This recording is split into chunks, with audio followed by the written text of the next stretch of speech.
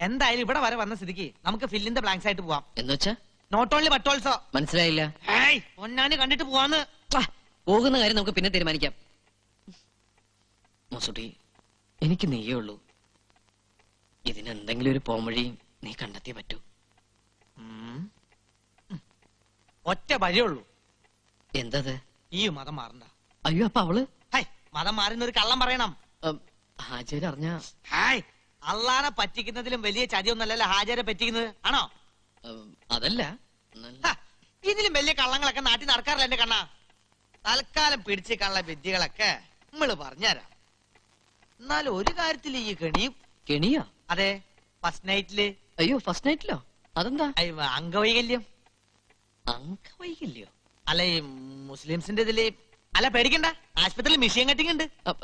അയ്യോ, അംഗവൈകല്യം വേണ്ട. മെഷീന് വല്ല കയ്യബത്തോ പറ്റിയാ